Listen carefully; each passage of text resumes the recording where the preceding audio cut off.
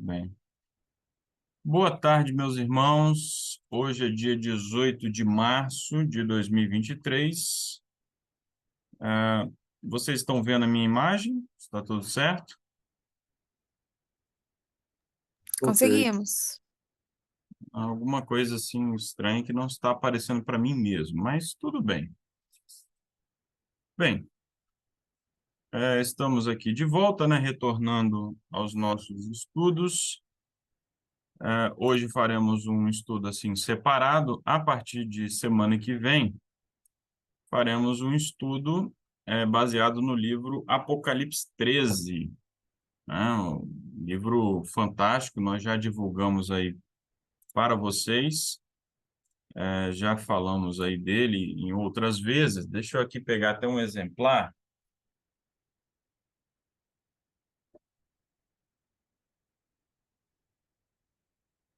Muito bem. Aqui nós temos o livro Apocalipse 13, né? Leis dominicais, boicotes econômicos, decretos de morte, perseguição religiosa e o subtítulo do livro, isso poderia realmente acontecer, né? A razão de estudarmos esse livro é porque, a partir do sábado que vem, nós iniciaremos na lição da Escola Sabatina o estudo do Apocalipse, né? Mais um ciclo aí de estudo do Apocalipse. Então, teremos a oportunidade aí aos sábados à tarde de nos aprofundarmos um pouco mais nesse estudo. Bem, vamos falar com Deus para iniciarmos o estudo de hoje. Senhor nosso Deus, amado Pai, muito obrigado, Senhor, porque mais uma vez podemos nos reunir, graças à tecnologia, estamos reunidos e vamos estudar um tema importante. Hoje, como temos estudado sempre aqui, que o Senhor nos abençoe, que o Espírito Santo trabalhe em cada coração, inclusive daqueles que irão acompanhar essa gravação depois no YouTube. Continue conosco, em nome de Jesus, amém.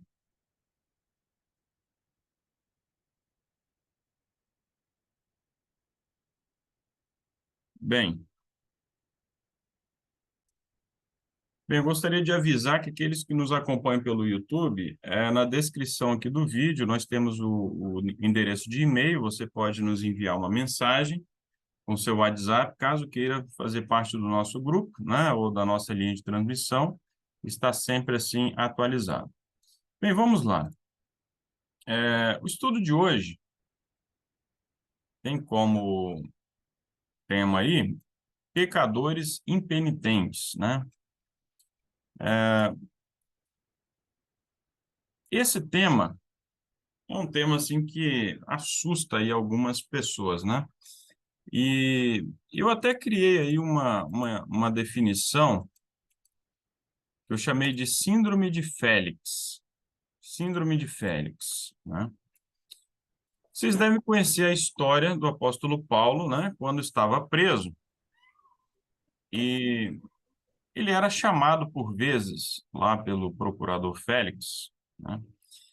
Que tinha uma esposa judia e ele era assim até bastante benigno, né, com Paulo, né, permitia que Paulo recebesse visitas na prisão, enfim, ele falava para os carcereiros tratarem Paulo brandamente e ele gostava de ouvir Paulo, né? Paulo, um homem eloquente, um homem muito culto e por vezes, então, ele conversava ali com Paulo, ouvia sobre o Evangelho, mas num belo dia, o apóstolo começa a falar sobre o juízo, começa a falar sobre a justiça, sobre o mundo no porvir, né? E o que que acontece? O apóstolo, então, acaba assustando o Félix, né? O Félix fica todo lá apavorado, e o que que vai acontecer? Ele, então, dispensa Paulo, né? Fala, olha, Paulo, pode ir, porque no momento oportuno eu volto, então, a lhe chamar, né? Então, quando a gente fala do juízo de Deus, né, da destruição dos ímpios, qualquer assunto aí relacionado ao pecado, enfim, algumas pessoas acabam tendo um comportamento parecido, acabam se assustando, não querem estudar esse tipo de assunto, O próprio livro do Apocalipse, né, já gera alguma resistência quando falamos, então, que vamos estudar esse livro. Bem, mas o objetivo, obviamente, que não é assustar ninguém, né? É simplesmente dar um alerta. A salvação está disponível, né? A graça está disponível, a porta da graça ainda não se fechou. Então, todas essas mensagens que nós trazemos aqui devem servir de alerta para todos nós, né? Bem, quando falamos em pecadores, né?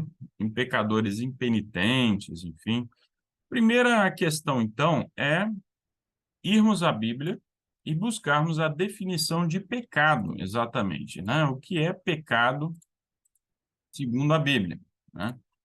É um sinal dos tempos, né, meus irmãos? Porque antigamente qualquer adventista saberia, né? Isso aí na ponta da língua. E era um assunto assim, é, era um ponto pacífico, não cabia discussão, ninguém ficava debatendo isso na igreja, né? Mas os tempos foram se passando e nós sabemos que o debate entre pré e pós-lapsarianismo, né, foram tornando essa questão um pouco nebulosa para várias pessoas. Hoje a gente não vai entrar especificamente nessa discussão, né, sobre o pré e o pós-lapsarianismo, mas é claro que algumas questões aqui que nós trouxemos aqui tocam nessa discussão, né? Então, a definição de pecado bíblica é a de 1 João 3, verso 4. Qualquer que comete pecado também transgride a lei, porque o pecado é a transgressão da lei, certo? Então, na primeira carta ali de João, capítulo 3, verso 4, essa é a definição de pecado. Pecado é a transgressão da lei. Quando nós vamos ao comentário bíblico Adventista do Sétimo Dia, ali no volume 7, né, nós temos a palavra grega para pecado, amartia, amartia, né? Até existe uma outra palavra no grego para pecado, que é anomia, né, que às vezes é traduzida como pecado. Nesse texto, amartia, né? Amartia, segundo ali o comentário bíblico, é uma violação da lei moral dada por Deus, né? E todos nós sabemos qual é a lei moral, né? Alguém poderia aí abrir o microfone e compartilhar conosco? Qual é a lei moral de Deus? Os 10 mandamentos. Os 10 mandamentos que nós encontramos ali em Êxodo capítulo 20. Perfeito. Então, o comentário bíblico ainda diz que o pecado é a transgressão da lei. Literalmente, o pecado é a ilegalidade. E o uso do artigo com cada substantivo indica que amartia e anomia são sinônimos e podem se intercambiar. Todo pecado é ilegalidade e toda ilegalidade é pecado, né? Então, no grego, tanto faz você usar amartia quanto anomia, né? Que se refere à mesma coisa, a quebra da lei moral de Deus. A lei pode ser resumida nas seguintes palavras: ser como Deus ou ser como Jesus. A transformação do caráter à semelhança divina é o grande propósito do plano da salvação, né? Então, temos aí o Comentário Bíblico Adventista do Sétimo Dia, volume 7, página 717. Aliás, esse material é excelente, vale a pena ter a coleção completa, certo? E aí, para fechar, né, essa definição, nós temos a citação inspirada, né, de Ellen G. White, está no livro Grande Conflito, página 493. Nossa única definição de pecado, veja que ela ressalta isso, né, a única definição de pecado é a que é dada na palavra de Deus, é quebrantamento da lei. É o efeito de um princípio em conflito com a grande lei do amor, que é o fundamento do governo divino, certo? Então, aí está a definição, não temos mais nada o que acrescentar. Pecado é o quebrantamento da lei. Qualquer um dos 10 mandamentos, né? Nós sabemos perfeitamente que podemos quebrar a lei tanto em pensamentos quanto por atos, né? Palavras, né? Mas qualquer ato, então, contra a lei de Deus é pecado. Perfeito. Irmãos, Sobre os pecadores impenitentes, nós temos aqui alguns textos da Bíblia a considerar, né? Como que Deus lida com aqueles que não se arrependem? Basicamente é isso, o que é um pecador impenitente, né? O pecado reiterado, né? Aquela pessoa que insiste no pecado, né? Como que Deus lida com isso? Bem, nós temos aí Salmo 5, verso 5, que é dito ali que os tolos não ficarão à tua vista. Tu odeias a todos os trabalhadores da iniquidade. Aqui eu estou seguindo a versão King James, fiel, 1611. Na nova versão internacional, eu leio o seguinte: os arrogantes não são aceitos na tua presença, odeias todos os que praticam o mal, né? Então, aquele que está na prática do mal, aquele pecador que não se arrepende, aquele pecador impenitente, ele é alvo da ira divina. Deus odeia aquele que está na prática do pecado, né? O convite para todos é o arrependimento. Deus é um Deus que não tem prazer na morte do ímpio, né? Pelo contrário, ele quer que o ímpio venha ao arrependimento. Mas aquele ímpio que insiste nos seus caminhos maus, ele é odiado por Deus, né? Veja isso, meus irmãos, porque não se trata apenas de odiar os atos dele.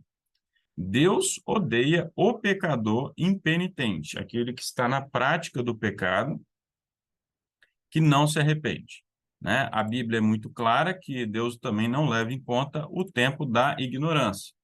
Mas uma vez que o evangelho é anunciado, uma vez que a verdade é anunciada, então o que se espera é que todos venham ao arrependimento. Aquele, no entanto, que continua na prática da iniquidade, do pecado, é odiado por Deus. Oséias 4, verso 17, nós temos um outro texto ali interessante, né? Direcionado a Efraim, né? Ali temos ali o termo Efraim, mas nesse contexto, né, é uma linguagem simbólica se referindo a todo Israel, né? Israel está entregue aos ídolos, deixa-o, né? Ou seja, esse povo já cruzou ali a linha, né, do pecado contra o Espírito Santo, né, que é o pecado para o qual não há arrependimento, todos nós sabemos por quê. A pessoa já foi tão longe no pecado que ela não ouve mais o Espírito Santo, ela não tem mais condições de se arrepender. Ela já se endureceu completamente, né? Então, Deus está dizendo o seguinte, olha, deixa-o, né? Deixe o imundo na sua imundície, deixe lá o ímpio na sua impiedade, né?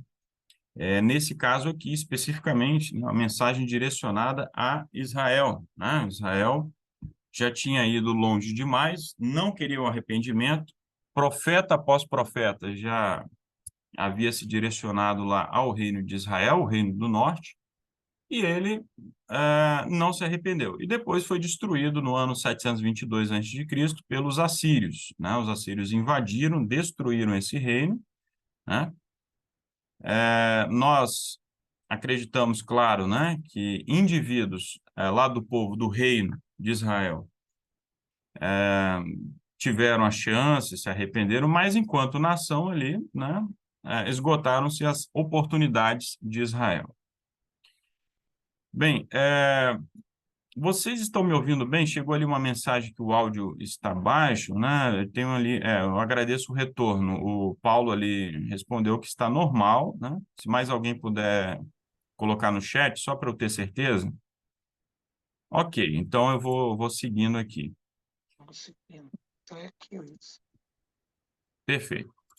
Então, avançando. Em Jeremias 6,16, nós lemos lá, né? Assim diz o Senhor, permanecei-vos nos caminhos e vede, e perguntai pelas veredas antigas onde está o bom caminho, e andai nele, e encontrareis repouso para vossas almas. Mas eles disseram, não andaremos neles, né?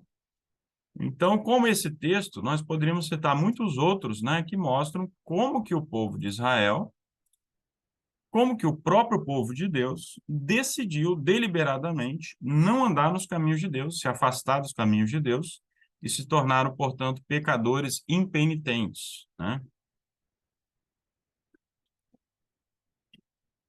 Bem, chegando ao Novo Testamento, nós temos aí vários textos, né? Nós não iremos analisar todos os textos que tratam desse assunto, mas vamos nos lembrar, né, que até o próprio Jesus tratou desse tema quando ele falou, por exemplo, do pecado contra o Espírito Santo, enfim, né? Quando ele fala que os discípulos não deveriam insistir, né, com aquela cidade que resistisse a receber o evangelho, que eles deveriam bater o pó das sandálias e seguir o caminho, né? Enfim.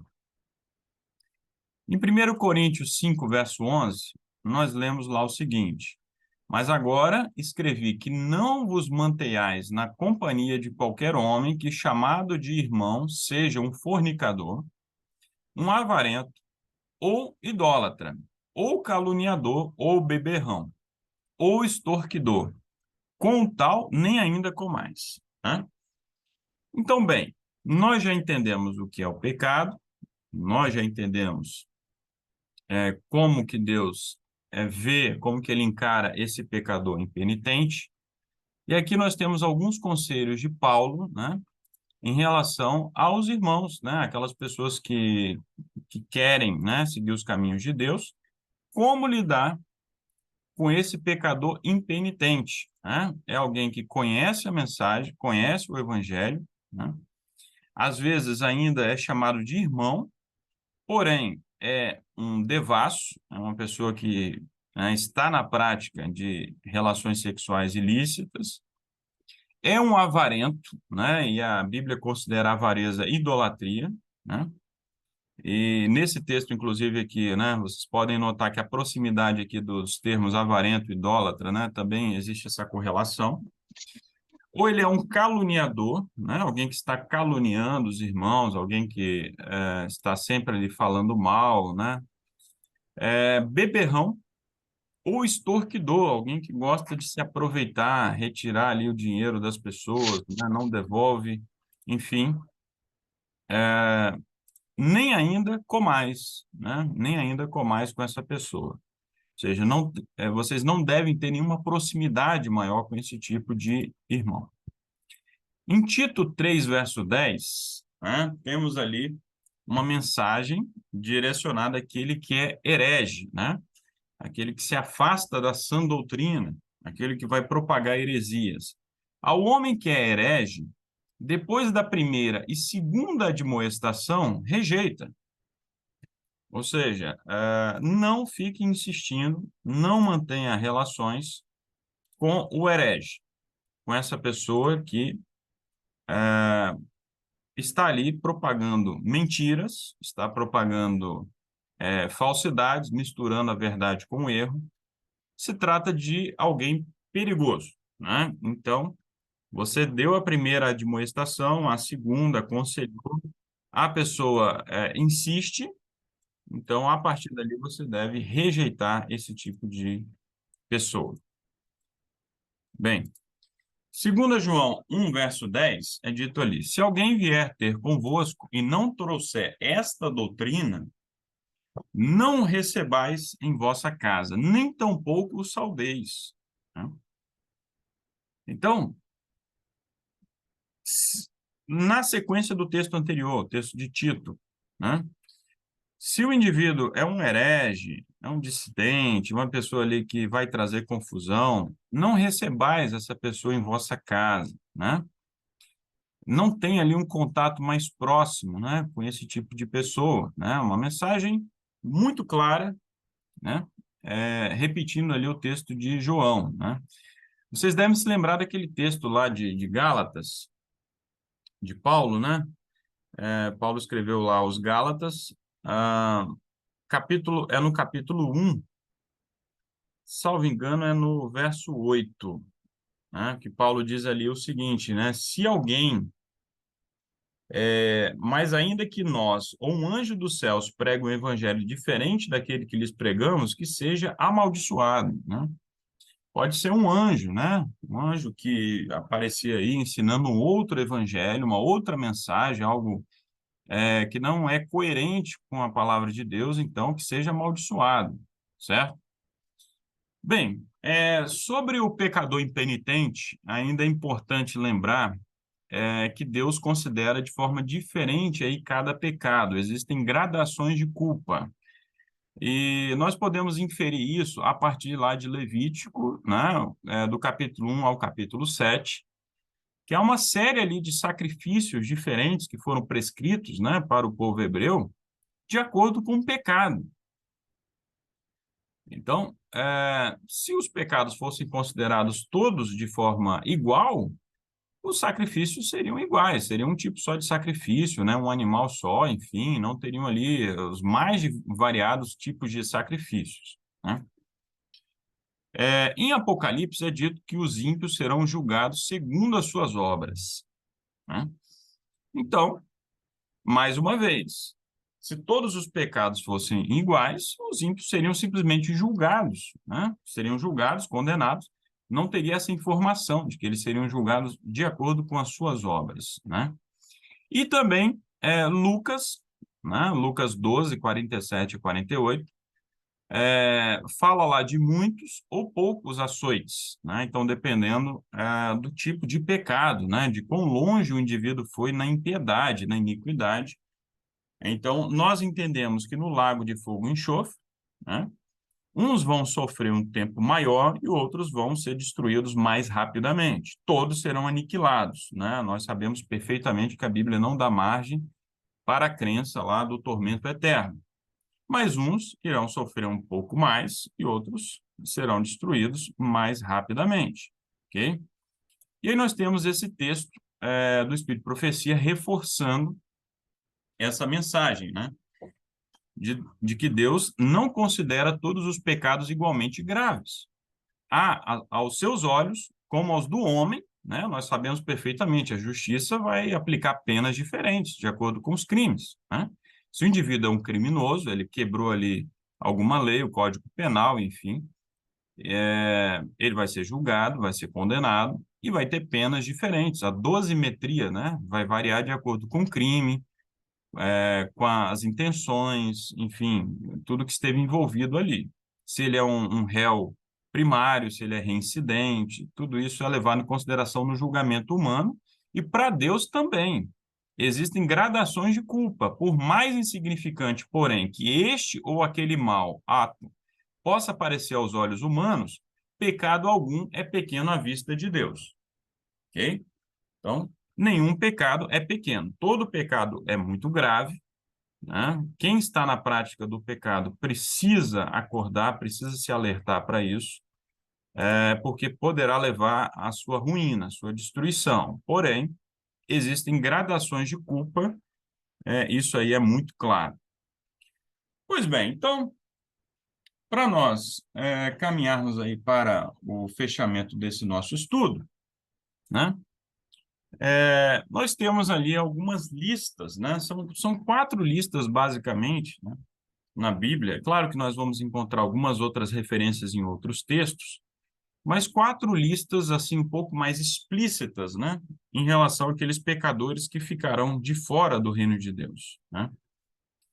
A gente poderia considerar ali os 10 mandamentos, né? Então, qualquer um que quebra ali qualquer ponto da lei torna-se culpado de todos, né? Segundo Tiago 2, verso 10. Mas a palavra de Deus fez questão de explicitar, né, esses pecados e esses pecadores, ok? Então, em primeiro lugar, os ímpios, pecadores, né? Claro, envolve aí todo tipo de pecado. Os impuros, que algumas traduções trazem ali como fornicadores, aqueles que estão na prática sexual ilícita, né? Não aprovada por Deus, que é o casamento heterossexual e monogâmico, né? Então, aqueles que fogem desse padrão divino se enquadram aí nesse ponto aí. Os idólatras, né? O que inclui aí a avareza, né? Os devassos, os que estão na prática da devassidão, adúlteros, né? Aqueles que quebram o 7º mandamento da lei de Deus, abomináveis, aqueles que praticam diferentes tipos de abominações, né? Elas estão muitas vezes relacionadas aí a perversões sexuais, efeminados, a Bíblia é muito clara em relação a isso, sodomitas, né? Vejam claramente que existe a separação entre efeminados e sodomitas, né? Nem todos aqueles que estão na prática da homossexualidade são efeminados, nem todos efeminados estão na prática da homossexualidade, né? Mas os dois grupos são claramente ali condenados, e aparecem entre aqueles que ficarão de fora do reino dos céus. Ladrões, homicidas, né? E algumas dessas listas vão incluir ali matricidas, né? Aqueles que matam a mãe, parricidas, fratricidas, enfim, que tiram a vida do próximo, né? E a gente sabe, né, pelo que Jesus revelou, que não apenas o ato em si de tirar a vida ali do próximo é considerado homicídio, mas a ira infundada, a ira ali prolongada, aquele que alimenta o ódio em seu coração, né, contra o irmão, esse é considerado um homicida também. Os glutões, né, aqueles que estão na prática da glutonaria, né? A Igreja Católica considera ali a glutonaria como um dos 7 pecados capitais, né? Só esse tema aí já daria perfeitamente um estudo, né? Esse é um daqueles pecados que acaba tendo assim uma certa aceitação social, né? As pessoas fazem uma certa vista grossa ali a esse tipo de pecado, mas ele é muito sério. E se não fosse, não estaria nessa relação. O cristão, ele é temperante, né? Mesmo em relação àqueles alimentos que são permitidos, alimentos puros, né? Mesmo esses alimentos devem ser consumidos com moderação, né, na quantidade adequada. Aqueles que ultrapassam, então, isso se encaixam aí no pecado da glutonaria.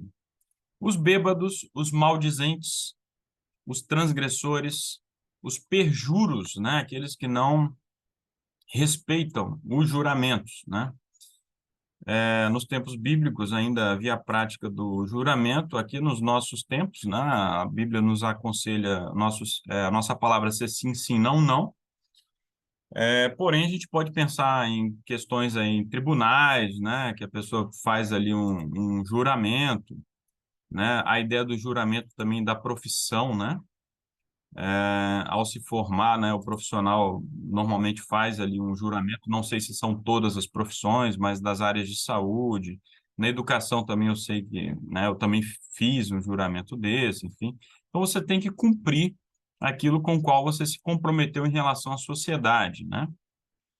Caso contrário, você é um perjuro.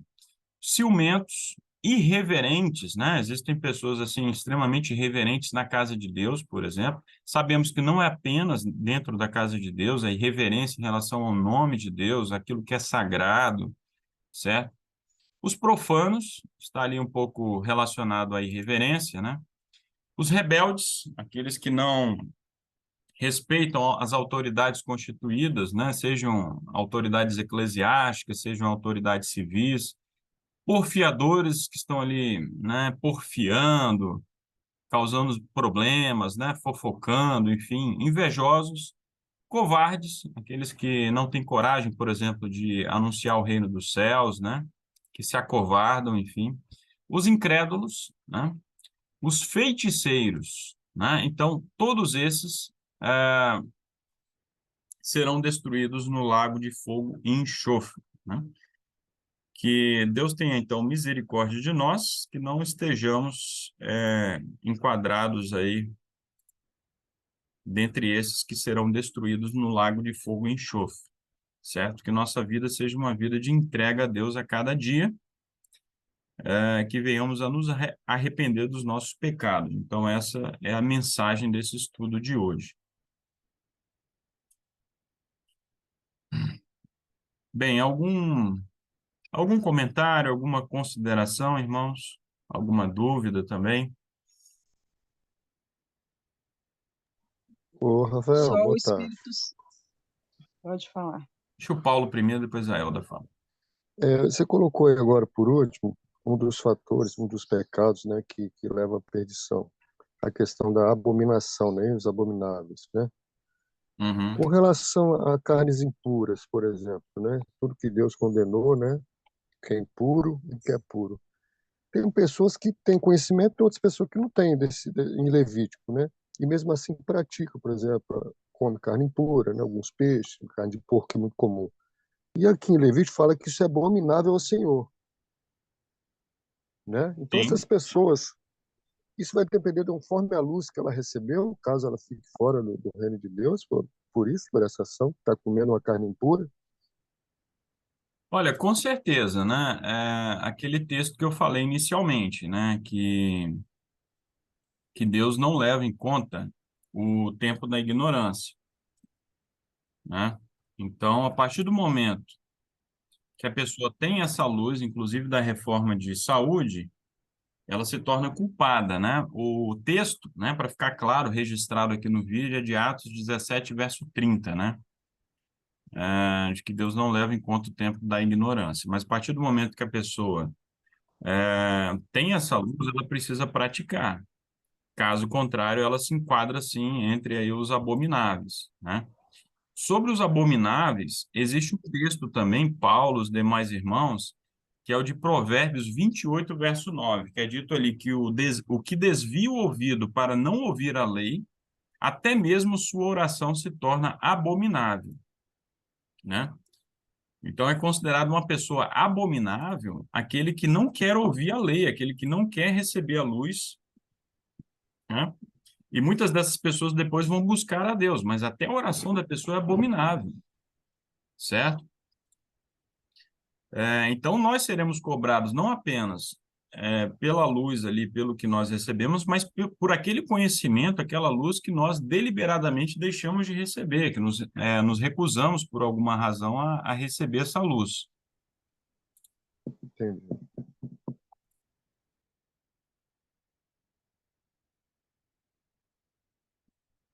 Elda? Eu ia falar que esses pecados, eles vão nos tirar do céu e a gente só tem uma forma de se livrar deles, né? Através do Espírito Santo. Nós precisamos estar com o Espírito Santo na nossa vida, nos nossos pensamentos, né? Não tem como Deus transformar o nosso caráter, a nossa vida, se não for através do Espírito Santo atuando diretamente na nossa mente, né? A senhora White tem um texto em Testemunhos para Ministros, 223, que diz assim, ó: precisamos todas as horas de nossa vida ser santificados pelo Espírito Santo para não cairmos nas ciladas do inimigo e ser nossa alma posta em perigo. A constante tentação para exaltar o eu e muitos nos devemos acautelar contra esse mal. Devemos estar constantemente vigilantes para não manifestarmos o espírito de altivez, de crítica e de condenação.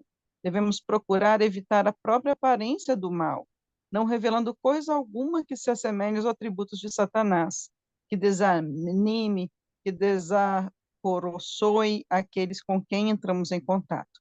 Devemos trabalhar como Cristo trabalhou, para cativar, para edificar e não para derribar. A alguns é natural ser mordazes e ditatoriais para dominar sobre a herança de Deus e, devido à manifestação desses atributos, tem a causa perdido preciosas almas. A razão desses homens terem manifestado esses desagradáveis característicos é não terem estado ligados com Deus. Então, a única forma da gente não cair em tentação e não deixar que o irmão do nosso lado vacile é a gente estar sob a influência o tempo todo do Espírito Santo. Amém. Muito bom aí o texto, né? E o que que acontece? Quando o Paulo falou dos abomináveis também, eu me lembrei de um outro texto, uma outra passagem bíblica, tá? Então, só para reforçar, vou até projetar aqui na tela e tem inclusive relação com esse texto que a Elda leu. Provérbios 6, versos 16 em diante. Estas 6 coisas o Senhor odeia e a sétima a sua alma abomina. Então, vejam bem que a sétima é abominável a Deus, né? olhos altivos, língua mentirosa, mãos que derramam sangue inocente, o coração que maquina pensamentos perversos, pés que se apressam a correr para o mal, a testemunha falsa que profere mentiras e a sétima coisa, então, né? O que semeia contendas entre irmãos, né? Então, esse é um pecado, assim, abominável, né? Deus odeia todos esses, mas aquele que semeia contendas, aquele que está trazendo divisão, Deus abomina, né? Então, que possamos levar isso realmente muito a sério, né? Possamos ser agentes aí da união, né? Que possamos levar a paz, levar a verdade, a luz, jamais a divisão, jamais a contenda entre os irmãos, né? Então, o texto que a Elda leu, né? Só reforçando, Testemunhos para Ministros, página 223, né? Parágrafos 1 e 2. Né? Muito bem. Bem, mais alguma consideração, irmãos? Algum outro comentário?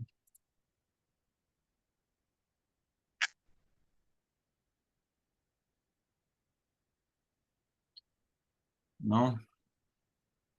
Vamos encerrar então, né? Vamos ficar com essa mensagem. Convidem outras pessoas, outros irmãos, né, para o estudo que iremos começar na semana que vem. Convide também as pessoas para o estudo da própria lição da Escola Sabatina, né? Tema sempre muito oportuno, né? A questão do Apocalipse. Muito bem. Sara, está nos ouvindo? Estou. Pode fazer oração, Sara, para encerrarmos? Posso sim. Muito bem. Vou começar agora então, tá bom? Ok. Senhor Deus, poderoso Pai, muito obrigada pelas bênçãos que temos concedido.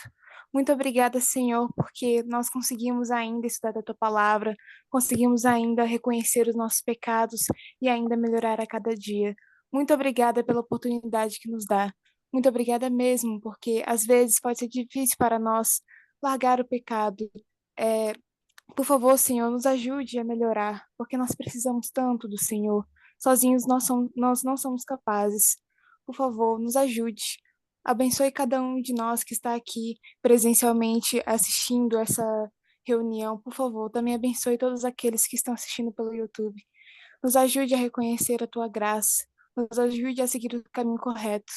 Nós precisamos muito seguir o caminho que o Senhor tem preparado para nós, que ele está cheio de bênção. Por Amém. favor, Senhor, abençoe também esse sábado, que ele termine da forma correta, que possamos ter o Senhor no nosso coração sempre e que possamos ter a luz que o Senhor emana em nossas vidas. Por favor, abençoe cada um de nós, essas bênçãos que nós te pedimos, em nome de Jesus. Amém. Amém. Amém.